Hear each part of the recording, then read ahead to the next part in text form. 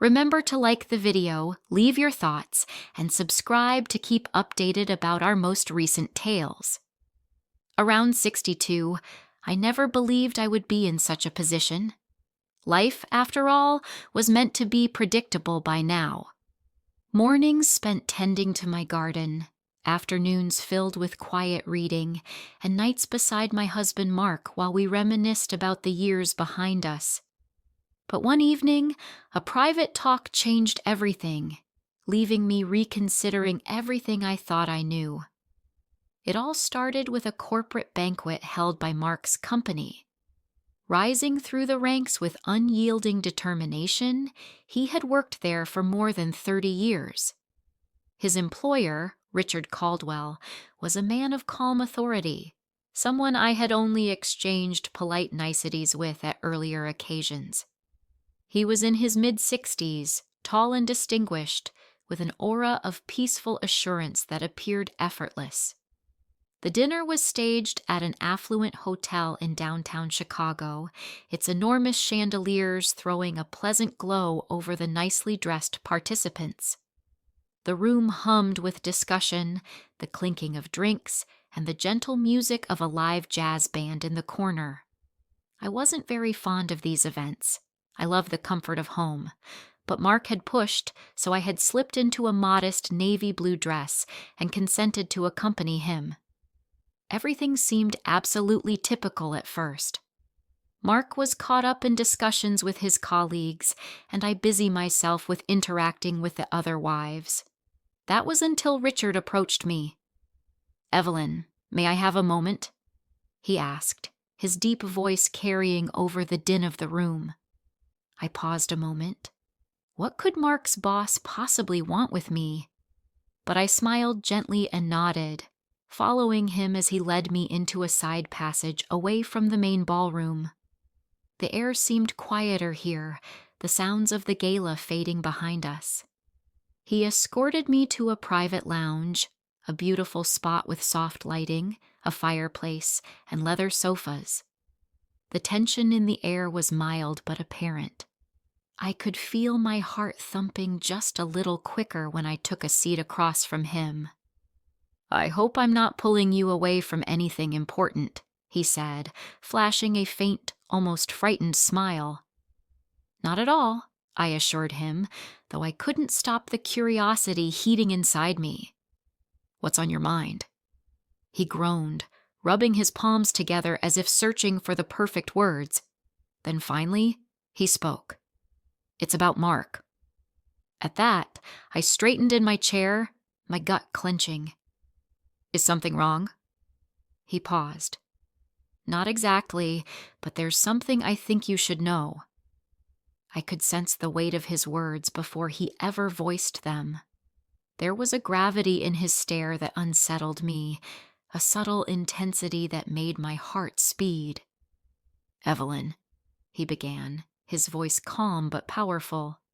"I've known Mark for a long time. I've watched him build his career, support his colleagues, and take care of his family.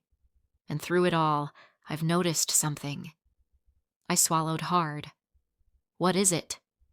He moved forward slightly, his stare latching onto mine. "He doesn't appreciate you the way he should." The words struck like a large stone in my chest. My breath hitched, and I felt an instinctive feeling of defensiveness rise within me. I don't understand," I mumbled. "Mark is a good husband. He's always been." Richard nodded. "I know he is. But tell me, Evelyn, when was the last time he truly saw you? Not just as his wife, but as the remarkable woman you are." I opened my lips to answer, but no words emerged. He continued, his voice softer now. "I've seen the way you look at him when he's too busy to notice. I've watched you stand in the background at events like these while he loses himself in work. You give so much, but does he give back?" A lump formed in my throat. I wanted to dispute, to tell him he was wrong, but something deep inside me trembled. "I don't mean to overstep," Richard stated, leaning back slightly, but sometimes an outsider sees what those inside cannot. I inhaled softly, my thoughts whirling. Richard scrutinized my face, then flashed a faint, knowing smile. "Evelyn, you deserve to be seen." The words struck a chord I hadn't knew existed within me, and for the first time in a long while, I wasn't sure what to feel. I sat there, frozen. Richard's statements lingered in my thoughts, triggering something I wasn't ready to handle. You deserve to be seen. Had I truly gone invisible for so long? I wanted to pass off his words as ordinary observation, a well-intended but misplaced attempt at benevolence. But deep down, something in me knew he was right. Mark was a nice man, a dedicated provider. He had always been stable, reliable. But in the quiet times, the ones that mattered, when had he last honestly looked at me? When had he last noticed the small ways I attempted to keep our lives warm and full? The way I folded his shirts just the way he liked? The way I kept our home filled with his favorite things? The way I had been by his side through every career success and setback? I cleared my throat, pushing down the knot that had crept there. "Richard, He held up a hand, stopping me. "I don't mean to make you uncomfortable." "I appreciate your honesty," I said last, though my voice was softer than I intended. "But Mark and I have been together for decades. Marriage is about more than just being seen. It's about commitment, stability." Richard nodded. "I know, and I respect that." He leaned forward slightly, his gaze unwavering. "But have you ever asked yourself what you truly want?" The question stayed in the space between us. What I wanted? I had spent so many years concentrating on what Mark required, what our marriage demanded, what was expected of me. I had never completely paused to think about what I wanted. I gave forth a small, nervous laugh. "Richard, this is quite the conversation to be having at a corporate gala." That made him smile. "I suppose it is." But something told me I needed to say it. A minute of stillness stretched between us, filled only by the mild crackling of the hearth. Then he sighed, standing up. "I should let you get back." I arose too, fixing my garments with slightly shaky hands. "Yes. Mark will wonder where I am." Richard nodded, but there was something unreadable in his expression.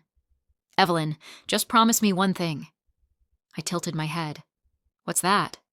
"Don't dismiss what I said. Think about it." I hesitated, then nodded slowly. "All right." He threw me a tiny smile before stepping aside, indicating toward the door. As I went past him, I felt the warmth of his presence beside me, the weight of the chat still weighing on my chest. The event was still in full flow when I returned. Mark was precisely where I had left him, immersed in conversation with his coworkers. He didn't notice me at first. I stood at a distance for a bit, watching him. His face was animated, his hands moving as he spoke. It was an aspect of him I had always loved, his enthusiasm, his determination. But then I thought about what Richard had said. Had Mark ever looked at me that way? When he eventually glanced over and saw me standing there, he gave me a brief nod before heading back to his talk. Something inside me shifted. Richard had planted a seed, and no matter how much I tried to ignore it, I knew it was already beginning to grow. The drive home was silent. Mark sat alongside me, his hands firmly clutching the wheel, his gaze concentrated on the dark road ahead. The city lights darted past in a fury, but my thoughts was elsewhere. Richard's statement still echoed in my mind, his voice lingering in a way I couldn't shake. "You deserve to be seen." I took a glimpse at Mark. He looked weary, the tiny line of worry between his brows. We had been married for over 40 years, And in that time, I had memorized every detail of his face, the sharp lines of his jaw, the way his eyes crinkled when he laughed, the way his lips pressed together in concentration. But when was the last time he had genuinely looked at me? He cleared his throat, shattering the quiet. "Did you have a good time tonight?" The question caught me off guard. It was something he asked after every event, every gathering, every dinner party, almost as if out of need rather than actual curiosity. I hesitated before answering. "It was interesting." He nodded absently. "Good, good." And just like that, the conversation ended. I rotated my head back toward the glass, seeing the city slip away as we traveled toward the peaceful suburbs. When we returned home, Mark did what he always did, took off his jacket, set his keys on the counter, and proceeded to his office for one more check of his emails. I sat in the kitchen for a long period, gazing at the empty area where he had just been. I wasn't upset at him, not quite. Mark had always been this way, dedicated to his career, constant in his routines. He had given me a good life, a steady life. But Richard's statements had awoken something in me, something I couldn't shut back down. I strolled to the bedroom and spotted my reflection in the mirror. 62 years old. My previously auburn hair now exhibited hints of silver. Faint lines traced my face, reminders of the years I had lived. But my eyes, they were still the same. And in them, I noticed something I hadn't observed in a long time. Loneliness. I had always believed this was just part of aging, this quiet melting into the background, this slow sinking into routine. But now, for the first time, I wondered, was it? The next morning, when Mark left for work, he kissed me on the cheek and said, "I'll be home late. There's a big client meeting." I nodded, flashing a tiny smile. "All right, be safe." And then he was gone. I paused in the doorway for a long moment before stepping back inside. Normally, I would spend my day with errands, housekeeping, or gardening, but today I felt restless.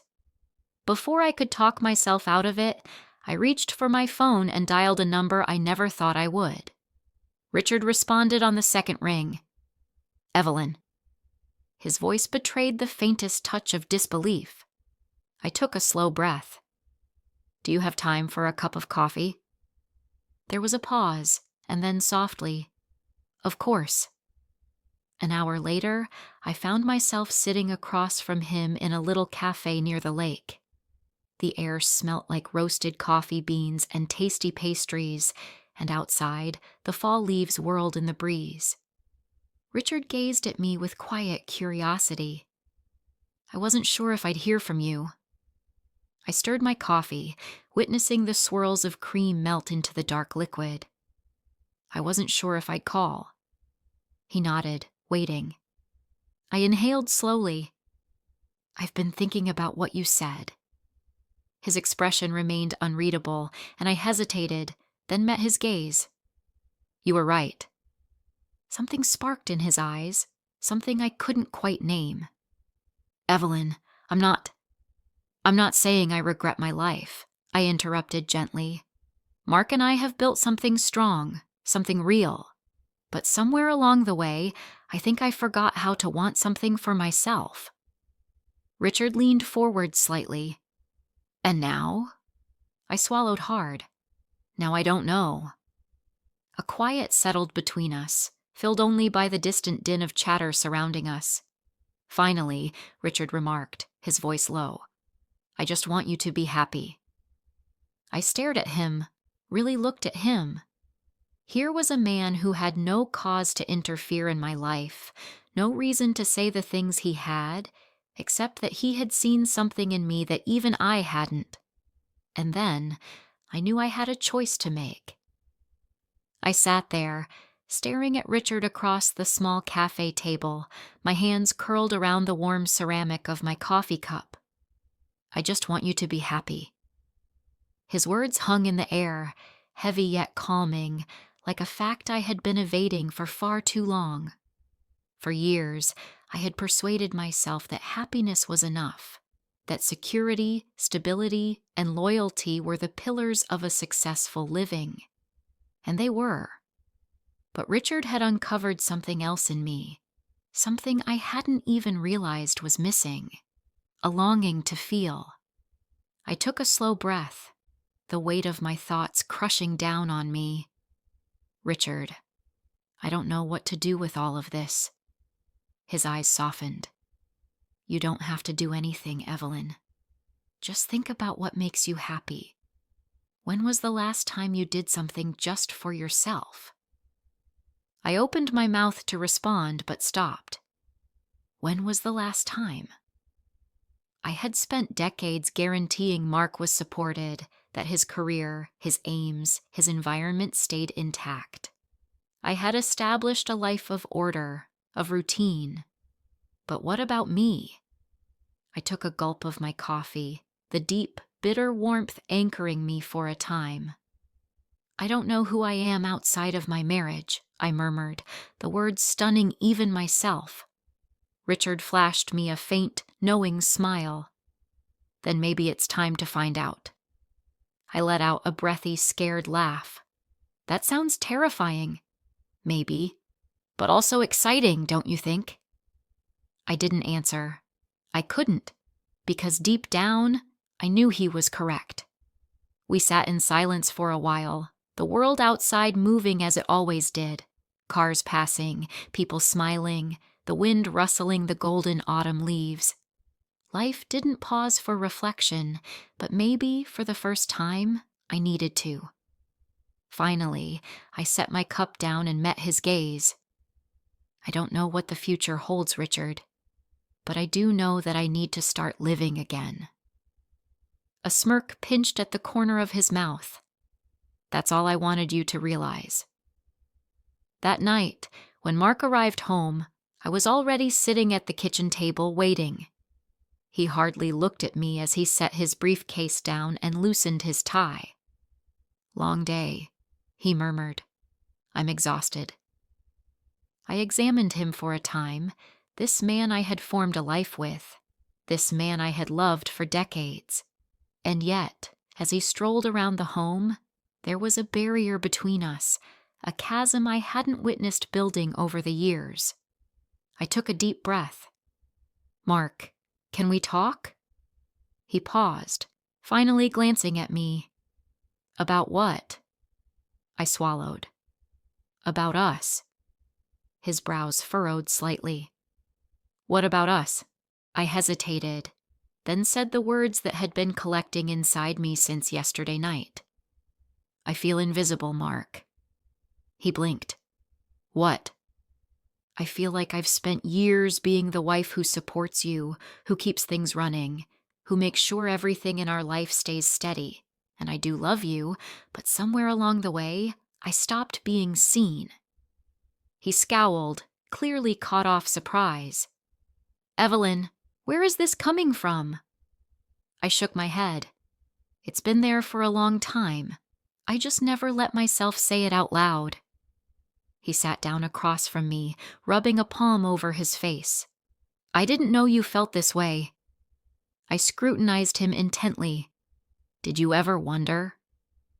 He was silent, and in that instant, I learned something awful. Mark wasn't a bad husband. He wasn't harsh or inattentive on intent. He had simply thought, like I had, that marriage meant routine, that comfort was enough, that we didn't need to check in on one another the way we formerly had. But that wasn't life. That wasn't love. Not anymore. What are you saying? He finally questioned, his voice apprehensive. I inhaled deeply. I need to start living for me again. His face paled slightly. Are you leaving me? I hesitated, then shook my head. I don't know what the future holds, Mark, but I do know that I can't keep living like this. And if we want this marriage to survive, something has to change. He looked at me for a long time, and for the first time in years, I saw something ignite in his eyes. Realization, maybe. We have a chance to correct this. Maybe we didn't. But for the first time in decades, I was excited to find out.